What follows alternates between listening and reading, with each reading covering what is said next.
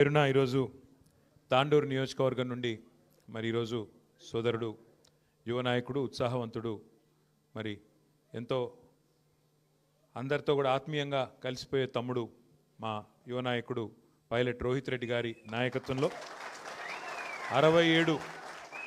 67 మంది సర్పంచులు గెలిచి మరి ఈరోజు ఈ ప్రతికూల వాతావరణంలో కాంగ్రెస్ వాళ్ళు ఎంత దౌర్జన్యం చేసినా ఎంత హడావుడి చేసినా అన్నీ తట్టుకొని ఇక్కడికి రావడమే కాకుండా వచ్చిన వాళ్ళు కూడా ఏ గ్రామానికి సంబంధించిన వాళ్ళు ఆ గ్రామానికి మరి ఒక బోర్డు కూడా పెట్టుకొని బ్రహ్మాండంగా చాలా డిసిప్లిన్డ్గా కూర్చున్నందుకు ముందుగా సర్పంచ్లకు ఉప సర్పంచ్లకు వార్డు సభ్యులకు వారిని గెలిపించిన మా సోదరులకు సోదరిమణులందరికీ పేరు పేరున నమస్కారాలు శుభాకాంక్షలు తెలియజేస్తా ఉన్నాను.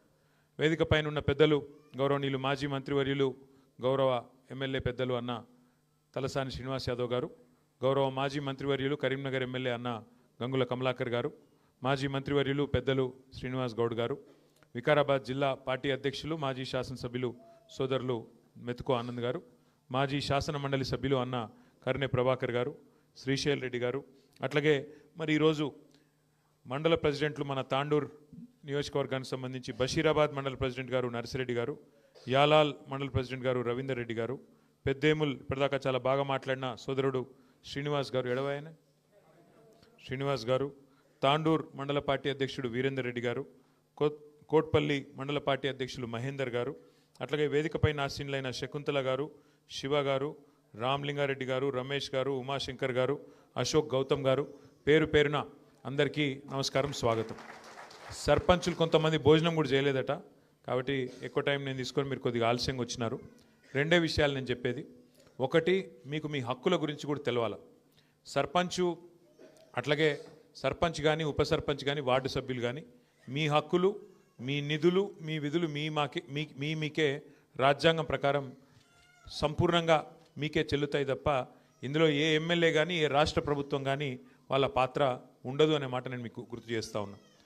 బాబాసాహెబ్ అంబేద్కర్ గారు రాసిన రాజ్యాంగం ప్రకారం మన భారతదేశంలో మనకు 5 అంచెల్లో ప్రభుత్వాలు ఉన్నాయి. పైన కేంద్ర ప్రభుత్వం ఉన్నది, ప్రధానమంత్రి గారు, మంత్రిమండలి, ఎంపీలు వాళ్ళంతా ఉంటారు. రాష్ట్రంలో రాష్ట్ర ప్రభుత్వం ఉన్నది, ఇంకొద్దిగా కిందికి జిల్లా పరిషత్తు, జిల్లా ప్రభుత్వం ఉన్నది, దానికంటే కిందికి మండల పరిషత్తు, ఇంకోవైపు మున్సిపాలిటీ అవి ఉన్నాయి. ఇక గ్రామ స్థాయిలో ఎక్కడైతే పల్లెల్లో ప్రజలు ఉన్నారో, మహాత్మా గాంధీ చెప్పినట్టు పల్లెలే పట్టుకొమ్మలు ఏదైతే చెప్పినారో అక్కడ కొలువుదీరిన గ్రామ పంచాయతీలకు మీరు ఇవాళ కథానాయకులు, కథానాయికలు. అయితే ఇక్కడ మీరు అర్థం చేసుకోవాల్సిన విషయం ఏంటి అంటే, ఇంతకుముందు శ్రీనివాస్ యాదవ్ గారు ఒక మంచి మాట చెప్పినారు. ఇవాళ ఇదేదో మీకు వచ్చే డబ్బులు అంటే మీకు ఇచ్చే నిధులు ఇవేదో రేవంత్ రెడ్డి జేబులకి వెళ్ళో, లేకపోతే స్పీకర్ ప్రసాద్ గారో, లేకపోతే మీ ఎమ్మెల్యే గారు ఇంటి వెనక పొలమమ్మో ఇస్తున్న పైసలు కావు, లేదా ఇక్కడ ఈ వేదిక మీద కూర్చున్న నాయకుల సొంత ఆస్తులు కావు, ఎవరి కూడా ఇవి సొంత పైసలు కావు. ఇవి ప్రజల సొమ్ములే, ప్రజలు పన్నుల రూపంలో కట్టిన పైసలనే మళ్ళీ తిరిగి మనం ప్రజల అవసరాలకు అనుగుణంగా మనం ఖర్చు పెట్టేందుకే మనందరం ప్రజల సొమ్ముకు ధర్మకర్తల్లాగా సర్పంచులుగా, ఎమ్మెల్యేలుగా, ఎంపీలుగా మనందరం ఉన్నాం. రాజ్యాంగంలో ఏం రాసినారు స్పష్టంగా అంటే, మీకు ఫైనాన్స్ కమిషన్ ద్వారా ఎక్కడ పల్లెల్లో ప్రజలు ఎంతమంది ఉన్నారు, పట్టణాల్లో ప్రజలు ఎంతమంది ఉన్నారు, దానికి అనుగుణంగా పల్లెల్లో ఎంతమంది ఉంటే దానికి అనుగుణంగా అన్ని డబ్బులు ఫైనాన్స్ కమిషన్ ద్వారా మీకు మంజూరు అవుతాయి. అయితే ఫైనాన్స్ కమిషన్ ద్వారా వచ్చే పైసలు ఏవైతుంటాయో, ఉదాహరణకు రూపాయి వచ్చిందనుకోండి ఫైనాన్స్ కమిషన్ నుంచి, అందులో స్ట్రెయిట్గా గ్రామ పంచాయతీకి 85 పైసలు నేరుగా మీకు ఫైనాన్స్ కమిషన్ డబ్బులు మీకే వస్తాయి. ఒక 10 పైసలు మండల పరిషత్కు పోతాయి, 5 పైసలు మాత్రమే జిల్లా పరిషత్కు పోతాయి. కోర్స్ జిల్లా పరిషత్కు, మండల పరిషత్కు వేరే నిధులు కూడా అలాగుంటాయి. గ్రామ పంచాయతీ కూడా ఇంకేమైనా ఇతర రెవెన్యూ ఉంటే ఉంటుంది ఫైనాన్స్ కమిషన్ కాకుండా. మన ప్రభుత్వం ఉన్నప్పుడు ఏం చేసేది మనం అంటే, కేసీఆర్ గారి ప్రభుత్వం ఉన్నప్పుడు పైకెళ్ళి రూపాయి వస్తే మనం కూడా ఒక రూపాయి తోడేసి మీకు పల్లె ప్రగతి అనే కార్యక్రమం కింద ప్రతి నెల ఉద్యోగులకు జీతం ఇచ్చినట్టు పల్లెలకు కూడా పల్లె ప్రగతి నిధులు మనం మంజూరు చేసేది. ఇందులో ఎవ్వరికి కూడా ఏలు పెట్టే అవకాశం లేదు. సీదా సర్పంచ్ గారి ఖాతాలో, గ్రామ పంచాయతీ ఖాతాలో ఆ పైసలు వస్తాయి. నిన్న మొన్న నేను చూసిన ఒక కాంగ్రెస్ ఎమ్మెల్యే మాట్లాడుతున్నాడు, నేను బీఆర్ఎస్ ఎమ్మెల్యేలకు, బీఆర్ఎస్ సర్పంచ్లకు ఇందిరమ్మ ఇండ్లు ఇయ్య అంటుండు. ఇందిరమ్మ ఇండ్లు ఇచ్చేది ఆయన చేతిలో ఏం లేదు, ఇందిరమ్మ కమిటీ నోటి పెట్టిండ్రు. కానీ అల్టిమేట్గా గ్రామ పంచాయతీ తీర్మానం లేకుండా ఎవరికి కూడా ఇండ్లు రావు. మొత్తం బాసులు మీరే ఉంటారు, సంతకాలు పెట్టేది మీరే. నెంబర్ 1 యాద పెట్టుకోండి. గ్రామ పంచాయతీకి తీర్మానం చేసి ఫలానా వాడు కాంగ్రెస్ వాడు కాబట్టి ఇచ్చిండ్రు, ఇది కరెక్ట్ కాదు అంటే కొట్టుడు పోతుంది, చెల్లదు కూడా చెల్లదు. మీరే బాసులు, మీరే కథానాయకులు తప్ప వాళ్ళ చేతులు ఏముండదు. అట్లాగే రేపు కొత్త పెన్షన్లు ఇచ్చేదున్నా, పెన్షన్లు పెంచేదున్నా, ఇంకేమన్నా కొత్త పథకం పెట్టేదున్నా లిస్టు పెట్టాలి. గ్రామంలో ఎక్కడ పెట్టాలి లిస్టు? గ్రామ పంచాయతీలో పెట్టాలి. పెట్టాలంటే ఎవరు పెట్టాలి? మళ్ళా మీరే, సర్పంచ్ గారు, ఉప సర్పంచ్, వార్డు సభ్యులు. మీరు లేని వాళ్ళదేం నడవదు. ఇన్ని రోజులంటే ఆటలు నడిచినాయి, మీరు లేకుండే సెక్రటరీలను అడ్డం పెట్టుకొని, అధికారులను అడ్డం పెట్టుకొని ఆట ఆడింది. ఇప్పుడు నడవయి. ఇంకా ఇప్పుడు మన వాళ్ళు 67 మంది గెలిచారు కాబట్టి మీరు ఎక్కడోళ్ళు అక్కడ ప్రజల కోసం గట్టిగా మాట్లాడతారు కాబట్టి తాండూరులో రేపటి నుంచి కథ మారుతుంది. ఇక వాళ్ళు నాకు తెలిసి అయితే ఈ ఎలక్షన్ చూసినాక, ఇక్కడ రిజల్ట్ చూసినాక జెడ్పీటీసీ, ఎంపీటీసీ పెడతారని నేనైతే అనుకుంటలేను.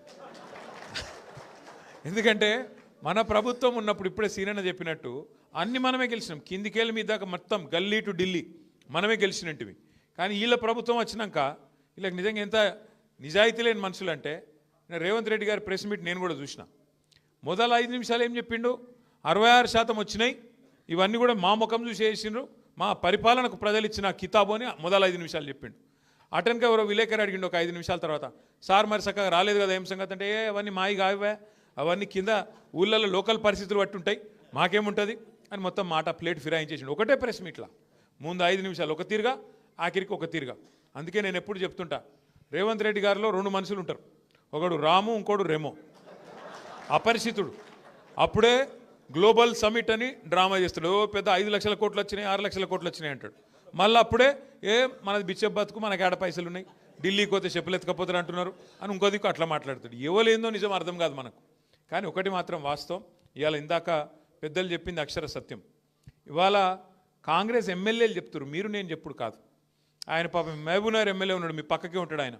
ఆయన చెప్పిండు శ్రీనివాసరెడ్డి ఏమన్నాడు నిజాయితీగా, మా కాంగ్రెస్ గవర్నమెంట్లో మా ఎమ్మెల్యేలకి పైసలు దిక్కులేవు, పేరెంటాలకు పోతున్నాం తప్ప మాకేం పని లేదు, పాడలేదు, ఏం చేయాలి అని ఆయన చెప్తా ఉన్నాడు. ఇంకొక ఎమ్మెల్యే చెప్పి ఏం చేసిండు ఆయన, ఎల్లారెడ్డి నియోజకవర్గ ఎమ్మెల్యే, కాంగ్రెస్ ఎమ్మెల్యే, ఆయన ఇక రేవంత్ రెడ్డి పైసలు ఇస్తలేడని చెప్పి నిధులు అభివృద్ధి కోసం సీదా ప్రపంచ బ్యాంకుకు ఉత్తరం రాసేసిండు. ప్రపంచ బ్యాంకు నాకు 100 కోట్ల అప్పు ఇవా, మా ముఖ్యమంత్రి గారు ఇస్తలేడు అన్నాడు. కాబట్టి ఒకటి గుర్తుపెట్టుకోండి మీరు పక్కా, కాంగ్రెస్ ఎక్కడ ఉంటుందో ప్రోగ్రెస్ అక్కడ ఉండదు.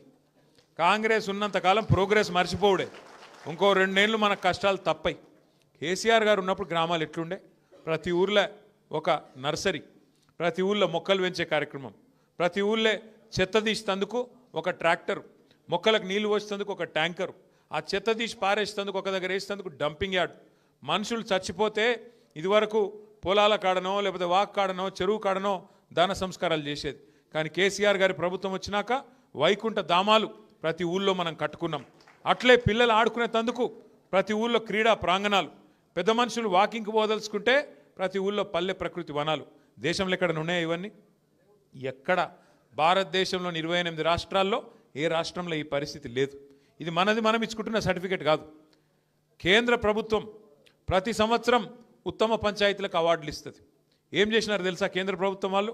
ఒక సంవత్సరం 22, 21 అనుకుంటా, 2021, 22 మొత్తం భారతదేశంలో సంసద్ ఆదర్శ గ్రామీణ యోజన అనే కార్యక్రమం కింద 20 ఉత్తమ పంచాయతీలు ఎక్కడున్నాయి అని లెక్కదీస్తే 20కి 20 తెలంగాణలో ఉన్నాయని చెప్పి కేంద్ర ప్రభుత్వం ప్రకటించింది.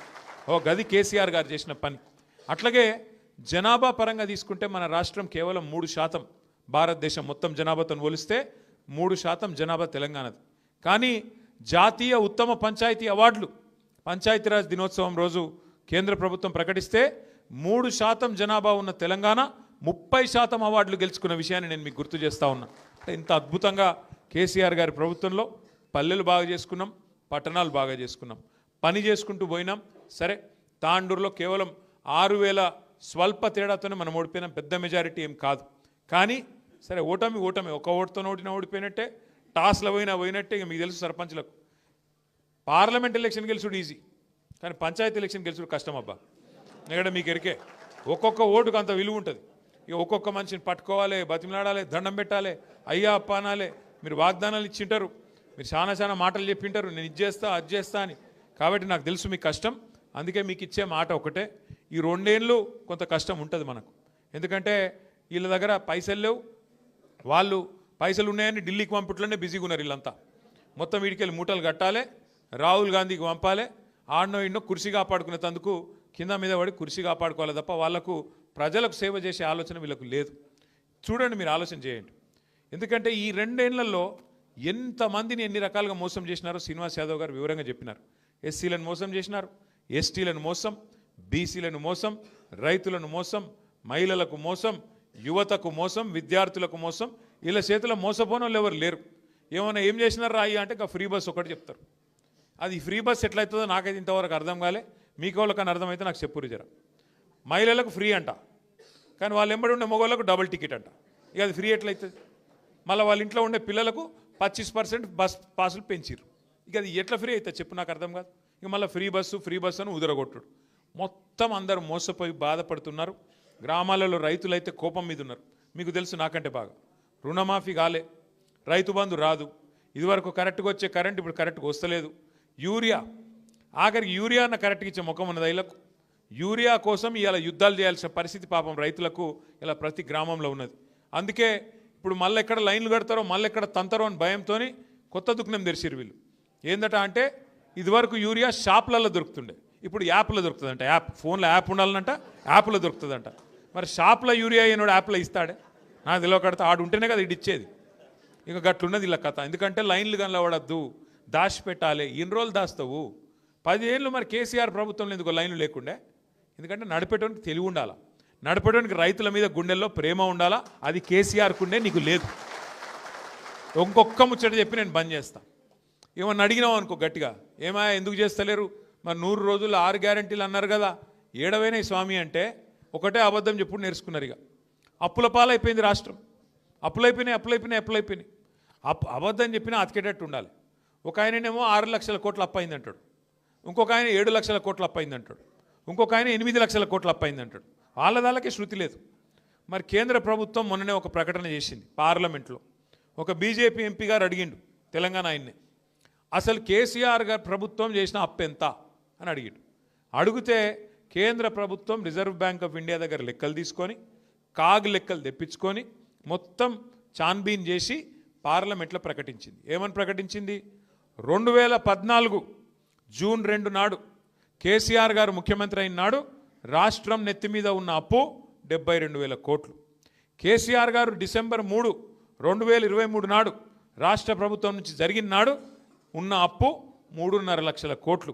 అంటే 3.5 లక్షల కోట్లల్లో మనకు విరాసత్గా వచ్చిన 72,000 కోట్ల అప్పు తీసేస్తే 2,80,000 కోట్ల అప్పు మాత్రమే మన ప్రభుత్వం చేసింది. మరి ఏం చేసిండు కేసీఆర్ గారు అప్పు చేసి? ఏం చేసిండు అంటే మీ వికారాబాద్ను జిల్లా చేసిండు, వికారాబాద్లో ఒక మెడికల్ కాలేజ్ పెట్టిండు, వికారాబాద్లో ఒక నర్సింగ్ కాలేజ్ పెట్టిండు, మీ తాండూరులో ఉండే తాండాలను గ్రామ పంచాయతీలు చేసిండు, గ్రామ పంచాయతీ భవనాలు కట్టించిండు. కేసీఆర్ గారు 1022 గురుకుల పాఠశాలలు పెట్టిండు. కేసీఆర్ గారు 73,000 కోట్ల రూపాయలు రైతు బంధు రూపంలో 70 లక్షల మంది రైతుల ఖాతాల్లో టింగుమని నాట్లేసే కాలం వచ్చిందంటే మీ అకౌంట్లలో డబ్బులు వేసిండు. కేసీఆర్ గారు 200 రూపాయల పెన్షన్ను 2,000 రూపాయలు చేసిండు. 15 లక్షల మంది ఆడపిల్లల పెళ్లిళ్ళు 1,00,000 రూపాయలు ఇచ్చి కళ్యాణ లక్ష్మి కింద, షాదీ ముబారక్ కింద బ్రహ్మాండంగా ఆడపిల్లల పెళ్లిళ్ళు చేసిండు.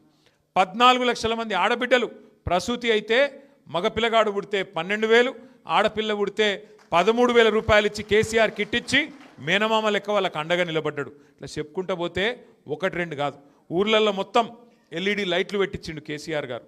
ఊర్లలో 16,000 నర్సరీలు పెట్టించిండు. చెప్పుకుంటూ పోతే చాలా కార్యక్రమాలు, పల్లె ప్రగతి, పట్టణ ప్రగతి, మీ రోహిత్ రెడ్డి గారి నాయకత్వంలో మీకైతే ప్రత్యేకంగా జీవోలు ఇచ్చిండు కేసీఆర్ గారు. 1-2 కాదు, 100 కోట్ల రూపాయలు. రోహిత్ ఇక్కడనే సార్తో దాదాపు ఒక 2-3 నెలలు ఉన్నాడు వరుసగా ప్రగతి భవన్లో ఉంటే, ఎన్ని డబ్బులు కావాలంటే తాండూరుకి అన్ని డబ్బులు అప్పుడు మంజూరైతే ఇప్పుడున్న ఎమ్మెల్యే గారు వాటికే మళ్ళీ ఇంతకుముందు సీనన్న చెప్పినట్టు ఇది అటు మార్చి అది ఇటు మార్చి ఆయన తెచ్చినా పోజులు కొడుతున్నాడు తప్ప నిజానికి ఆ నిధులన్నీ తెచ్చింది తప్పకుండా రోహిత్ రెడ్డి గారు, ఇచ్చింది కేసీఆర్ గారు. ఇది వాస్తవం. వీళ్ళు వచ్చినాక కొత్తగా ఇచ్చింది ఏముంది? ఏమీ లేదు. అందుకే దయచేసి మనం గ్రామాన వాస్తవాలు చెప్పుకోవాలి. అప్పు ఎంత అయింది, ఎందుకయింది? మరి ఇవాళ రేవంత్ రెడ్డి గారు వచ్చినాక 2 ఏళ్లలో 2.5 లక్షల కోట్ల అప్పు అయింది. ఏం చేసినావు మరి 2.5 లక్షల కోట్ల అప్పు చేసి? ఒక ఇటుక పెట్టినవా? ఒక కొత్త రోడ్ వేసినవా? ఒక కొత్త మోరీ కట్టినవా? ఏం చేసినావు నువ్వు? 2.5 లక్షల కోట్ల అప్పు. పెన్షన్లు పెంచినవా? ఏం చేసినావు? ఎక్కడ పోయినాయి పైసలు? సమాధానం చెప్పరు. తాండూరులో ఎన్నిండ్లు అయినాయని అడుగుతున్నాడు సీనన్న. ఎన్నిండ్లు కట్టిర్రు, ఏమవుతుంది అని అడుగుతున్నాడు. నేనేమంటున్నా అంటే దయచేసి ఒకటి యాద పెట్టుకోండి, ఒకటి మాత్రం పక్కా, ప్రజలకు అన్ని వాస్తవాలు అన్ని విషయాలు ఒక్కొక్కటిగా అర్థమవుతూ ఉన్నాయి. ఒక్కొక్క వర్గానికి ఇప్పుడిప్పుడే మొత్తం తేటతెల్లమవుతున్నది. అన్ని విషయాలు వివరంగా అర్థమవుతున్నాయి. ప్రజలు ఎదురు చూస్తున్నారు. ఇప్పుడు నిజానికి ఈ ఎలక్షన్లో కేసీఆర్ గారు కాలు బయట పెట్టలే, ఒక మాట కూడా టీవీలో కూడా చెప్పలే. కానీ మన సింబల్ కూడా లేదు, కారు గుర్తు కూడా లేదు. కానీ మనోళ్ళు ఎక్కడికక్కడ వీరోచితంగా అద్భుతంగా కొట్లాడి ఇవాళ మొత్తం రాష్ట్రంలో అద్భుతమైన రిజల్ట్ తీసుకొని వచ్చినారు. దానివల్ల ఇవాళ ప్రభుత్వమే వెనుకకు పారిపోయే పరిస్థితున్నది. జిల్లా పరిషత్ మండల పరిషత్ ఎలక్షన్లు పెట్టకుండా గుర్తు లేకుండానే గిట్లున్నది. ఇక గుర్తు వచ్చి మళ్ళీ కేసీఆర్ గుర్తుకొస్తే ఎట్లుంటుందో అని చెప్పి తప్పించుకొని పారిపోయే పరిస్థితి ఉన్నది. ఒకటి మాత్రం పక్కా, ఇంకొక 2 ఏళ్ళు మనకు కొద్దిగా పరీక్షా సమయం ఉంటుంది. 2 ఏళ్ళు వాడొకడు వీడొకడు కాంగ్రెస్ వాడు మనల్ని అవమానిస్తే అవసరమైతే ఒక నిమిషం తలకాయ కిందికేసుకోవాలి, 4 అడుగులు వెనుకకేయాలి. ఎందుకంటే ఎక్కడ నెగ్గాలనో తెలియాలి, ఎక్కడ తగ్గాలనో కూడా మనకు తెలియాలి. తెలిస్తేనే రేపటి రోజున 4 అడుగులు ముందుకేసేందుకు అవకాశం ఉంటుంది. కాబట్టి అధైర్య పడకండి. రేపు మళ్ళీ మున్సిపల్ ఎలక్షన్లు తొందరలో రాబోతూ ఉన్నాయి. తాండూరు పట్టణంలో మున్సిపల్ ఎలక్షన్ తొందరలో జనవరి ఫిబ్రవరిలో వస్తుందని చెప్పి వార్తలు వస్తున్నాయి. తప్పకుండా అందులో కూడా గ్రామాల్లో ఉన్న వాళ్ళు కూడా మీ చుట్టాలు ఉంటారు, పట్టణంలో మీ దోస్తులు ఉంటారు, మీ క్లాస్మేట్స్ ఉంటారు. మనం కూడా అవసరమైతే ప్రత్యేకంగా బాధ్యత పెట్టుకోవాలి. తాండూరులో ఉండే 38 వార్డులు ఎంత 36 వార్డులకు నేను రోహిత్ రెడ్డి గారిని కోరుతా ఉన్నా, ఆనంద్ గారిని కోరుతా ఉన్నా. ఇప్పటి నుంచే గ్రామాలకు సంబంధించిన బృందాలు అక్కడ ఇన్ఛార్జీలుగా వేసుకోండి. బెస్ట్ క్యాండిడేట్లు ఎవరో ఇప్పటి నుంచే దేవులాడుకోండి. రిజర్వేషన్లు ఎట్లుంటాయి ఏంది మీకు ఐడియా ఉంటుంది. దాని ప్రకారం మరి ఇప్పటి నుంచే లెక్కాపత్రం తయారు చేసుకొని ఎన్నికలకు సిద్ధం కావాలి. పల్లెల్లో వచ్చే ఎలక్షనే నాది, నేను సర్పంచ్ అయినా నా పని నాకు ఉంది అనుకుంటే కాదు. పార్టీని కాపాడుకోవాలి. అందరం బాగుంటేనే పార్టీ బాగుంటుంది. కాబట్టి మీకు అక్కడ ఉండే దోస్తులు, మీకుండే చుట్టాలు, క్లాస్మేట్స్, మీకుండే పరిచయాలు అవన్నీ కూడా పార్టీకి ఉపయోగపడే విధంగా మీరు ఇప్పటి నుంచే నిమగ్నం కావాలని కోరుతూ, ఇంతకుముందు శ్రీనివాస్ గారు కూడా కొన్ని మంచి మాటలు చెప్పినారు. తప్పకుండా అవన్నింటిని ఆచరణలో పెట్టే విధంగా ప్రయత్నం చేద్దామని చెప్పి కూడా మళ్ళొకసారి మీకు తెలియజేస్తూ, తాండూరు చాలా దూరం నుంచి ఇంతసేపు ఓపికగా వచ్చి మరి కొంతమంది భోజనం చేయకుండా కూడా కూర్చున్నందుకు ధన్యవాదాలు చెప్తూ, రోహిత్ రెడ్డి గారు పిలిచిన క్రమంలో వరుస క్రమంలో మీరు అందరూ ఎక్కడున్నో అక్కడ ఉండాలి. సర్పంచులు మొదలు వాళ్ళకు కొద్దిగా సన్మానం చేసుకొని ఫోటోలు దిగి ఆ తర్వాత మిగతా వాళ్ళతో కూడా అందరితో కలుద్దాం. జై తెలంగాణ.